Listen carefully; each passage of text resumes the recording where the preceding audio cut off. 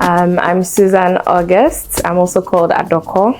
I'm a singer, songwriter, performer, and also a coach as well. I would say I was very quiet as a child, very reserved, and music was my way of kind of expressing myself and coming out of my shell. But officially it started in senior high school back in Kumasi, which was St. Louis. A lot of people used to punish me to sing for them. It's kind of something we call homoing in school. And my roommates were like, why do you say, why are people homoing you or bullying you for singing? And I was like, I don't know, sing for us. And I did that. And ever since then, people always push me in front of, the choir or in front of people to sing. And that's how it started for me mainly. But I think generally music was my way of coming out of my shell, and that's how music started for me. It's liberating, it's also calming, it's performance. For a long time it's been performance, but I think lately being in the studio has been more interesting for me. I would say starting up, I started as a live performer, so that was initially how I could express myself, and then later on I realized that okay, I'm getting a bit tired of this. Not too tired, but I do enjoy creating in the studio now. But for performing, it's mostly the reactions I get, and also the way people relate to me on stage, like being able to connect with someone just by singing to them. Yeah, so many, but I remember there was a time where I finished performing at Alliance Française, and there was this guy, I don't know him, I've never met him before. He came up to me and he said, I felt so free and I felt so connected to you through your singing, and I've never experienced that in Ghana before. Like he was a visitor, like visiting, and he just happened to be there. And I find a lot of people let loose when I'm on stage, which I love to see. Yeah. I think it started from just loving music, and then later on it came out to I have something to say. At first it was a bit daunting because you're kind of like exposing your vulnerabilities, especially with like the new project I have coming out. The first one is talking about a very low time that I had, and just being able to talk about it, it's kind of like reliving the experience again, but also it's also bringing out the fact that we all go through it, and that you're not alone, and that you don't have to always feel like you're the only person going through this, that there are so many people that go through lows and highs at the same time. So I think it's quite important for me to do that, as much as sometimes I don't want to do it. I've lived my whole life in Ghana, and my background, which is Ghana and Ewe, but also growing up in Ashanti region, so it's like kind of like three different cultures together. My family also having to move from Accra to Obuasi, and I couldn't speak Chi at a point, so kind of putting together all the things that I've experienced through my family, through my friends, through my community as well. So yeah, I definitely think that. And also the sounds, because high life is still a very big part of my music as well, especially with my band. Yeah. I would say, first of all, music is community. I think music brings us together. Like when you think about a gathering of Ghanaians, it's always music. From funeral music to Asokbo to Azonto to High Life to every gathering we have, and we love having gatherings actually. Everything is a celebration, from a naming ceremony to a wedding ceremony to a funeral. It's even a time for a reunion. So I think music means community in Ghana. It allows us to share. It allows us to not feel alone. It allows us to progress as well. It allows for growth, because I don't think that any man is an island. I think that it's necessary to have people around you to support you, because you can't do it alone. And so I think it's very, very important. We have a lot of diverse artists. We have so many amazing, talented people. From people exploring different sounds. I know Afrobeat is like the mainstream sound, but there are so many different kinds of sounds you can find in Ghana. And I also think that you find a lot of multifaceted creatives and artists in Ghana, because you are your creative director, you are your filmmaker, you are your graphic designer. So I think that in the music community, you find a lot of very versatile artists in Ghana, and musicians. Yeah, it's definitely the case. You have to learn as you go. Sometimes information about even the music business in Ghana is not as, it's not the same thing out there. So you have to kind of figure out how to do it on your own, and along the way learn as you go. So it's kind of, yes, a hustler mentality and a hustler. To do music, you have to be like brave to say that, okay, I'm going to do music, because it's very uncertain. It's still hard. I think that's what I'd say. It's still hard. I'm fortunate to have some people helping me now, but it's been a process to actually even find the people who understand your mission. Because finding people is one thing, but finding people who understand what you're doing and also want to be a part of your dream is another thing. So it's still hard, and I'm still working on it. But I would say I'm still grateful for like the journey and the process. Yeah, I would love to see a lot more women on stage. So I have a program called On That Stage, and reason being, when I started performing, I would find that I wouldn't get a lot of spaces to show myself or showcase my talent. And I find like a lot of women are like reserved or like hold back a lot. So I would love to see more women take up space, not only being performers, but behind the stage, being production managers, being sound engineers, pushing the boundaries of not just being the singer or the front line, so more women in the space generally, music business wise. Yeah, it's fulfilling, I would say. I wouldn't say that I have figured it out yet, because even for my program, to get people to apply and to actually show up, you have to like do the extra work. Because I'll find that the male musicians they don't care. Like if there's one requirement that they didn't have, they'll be like, okay, I don't care, I'll still apply anyway. But with the female artists, you have to like call them, you have to have a conversation with them, because there's still that mentality of not being so sure of yourself, or feeling like you have to be perfect before you show yourself to the world, basically. Yeah. Do I like pressure? I don't think I like it per se, but it's necessary sometimes to have the pressure, because you need that to be able to move to the next step. You need to be uncomfortable sometimes to be able to grow, and sometimes move to something that you never thought it could be. Even with my dreams and my plans, sometimes some things come like beyond my imagination, but it's only because I was able to push myself out of my comfort zone. Yeah. A little more pressure in everything. I think Ghanaians generally, maybe some people might beat me for this, but Ghanaians, sometimes we are too laid back sometimes, and sometimes we need to grab it. We need to take control of things. It feels like I'm doing something in my small corner. Let me say that. I think sometimes as artists, we're as humble as we can, because we feel like we're just creating music. But I think it's a ripple effect of just allowing other people to realize that they can also share their art without fear of judgment, without overthinking,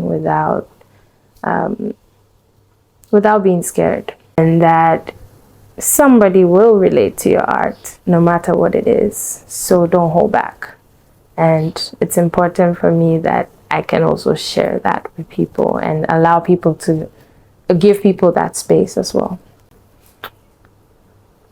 I hope I'm able to allow people to feel something.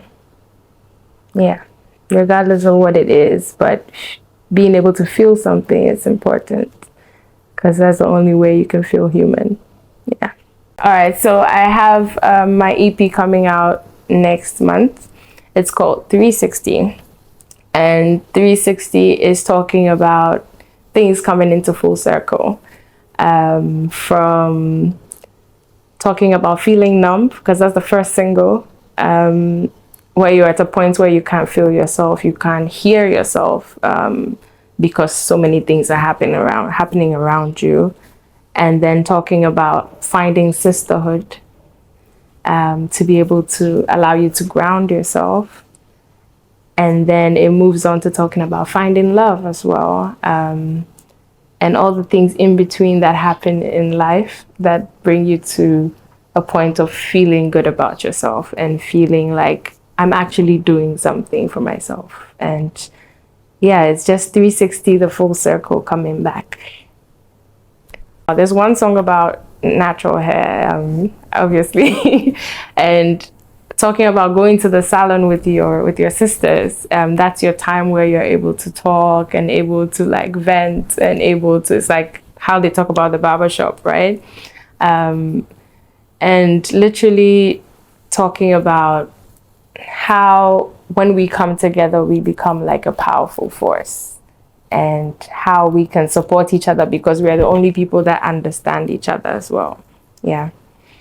Yes, so there's a show in August. It's called August in August because of my name. And that's my real name, by the way. It's my dad's name. So it leads from my birthday on the 25th to the release of the EP on the 27th. And then the 30th is the concert. And this concert is an all-female lineup with amazing female performers who have been putting themselves out there. We have someone from the Upper West. We have Lamisi, who's also from Boga, right? Yes. And then we have some people from Accra as well. We have Enam, who is from the Volta region. So kind of just showcasing the different artists, female artists around Ghana who are amazing performers. And the theme is the women, their crown, and its connection to the earth. Yeah. And so it's just showing the woman prowess, the female prowess, the power that we have, and being able to hone that properly. Yeah. I think that we are in a culture now where a lot of people are seeing natural hair as, at first, it's like unkempt.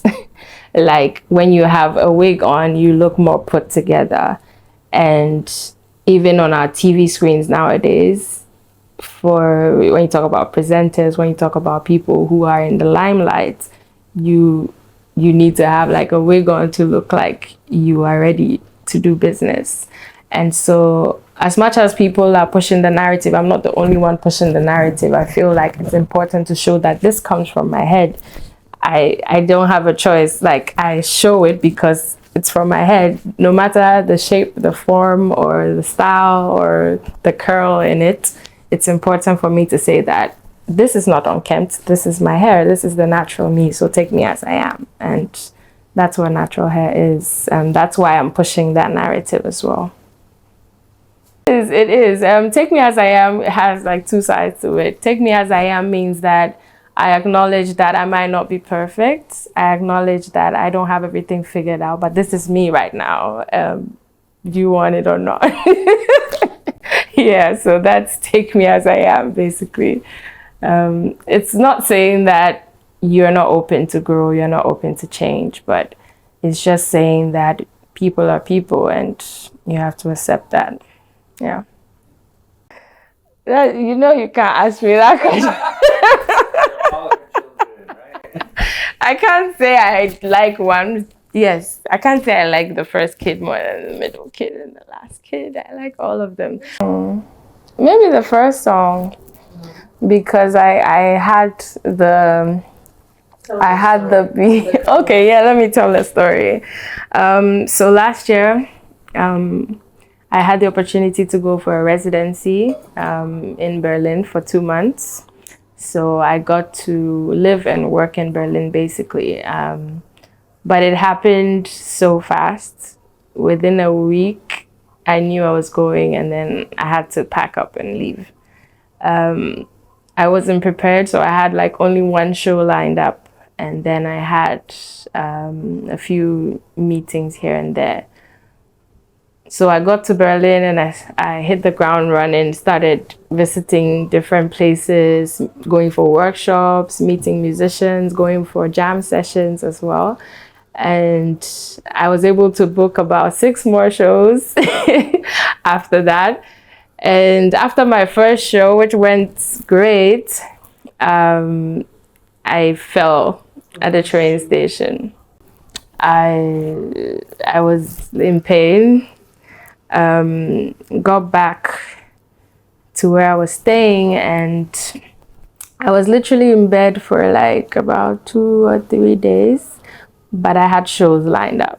So I was like, okay, are you going to do this or, So I had to do the shows. And so I had to pace myself, rest in between, put some ointment on my back and get up and go. And it was a great month, but a tough month for me. That was last year, September. So how am I tearing up? So when I came back to Ghana, I was drained. And it was, I needed a break. So yeah, there was a lot of momentum, and then basically like me crashing. And I got back. I didn't have the energy to perform anymore. So I decided to go to the studio, and I met my producer, the one who produced about 4 of the tracks. And he was going through a similar phase of like, I don't know what next for me. So we kind of connected on that, and then we decided he gave me this beat, which he had already. And so at that time, I wasn't in the mood to do anything. I wasn't in the mood to create or anything. So I think the first line I wrote was, pinch me, and I couldn't feel it. Scream, and I couldn't hear it. Drop honey on my lips, and I wouldn't taste it. Run water down my spine, and I wouldn't feel it. And it was just me in that state of, I was feeling so much pain that at that point I wasn't feeling anything anymore. So the song is called Numb. And thank God I'm out of that right now. But I still go back to, sorry.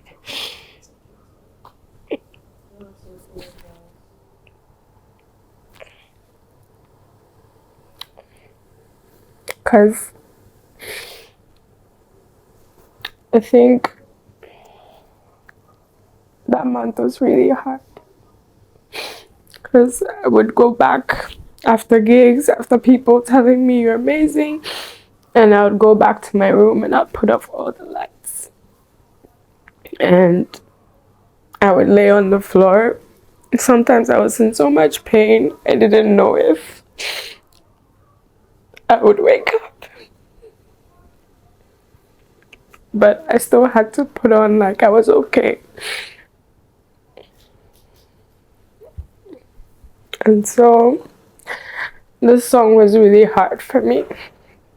But was also me saying that I'm human, and I'm glad that I'm feeling much better, and I'm glad that I'm able to still make music and still perform. And I came back this year. This year has been amazing for me. Like, I've had so many gigs, so many opportunities. It just shows that after the low times, there's always, like, it's as cheesy as they say, but there's light at the end of the tunnel.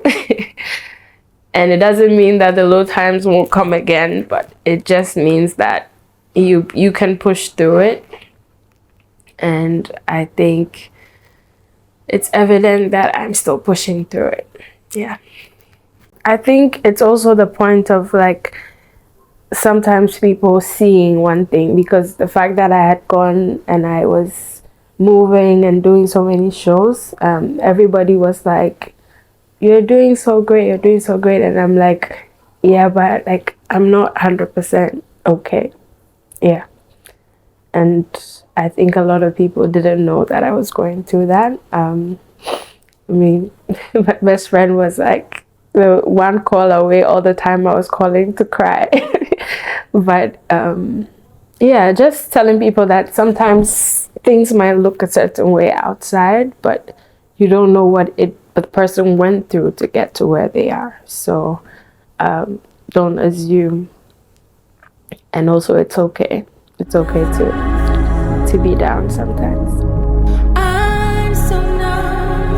I am so numb. I am so numb.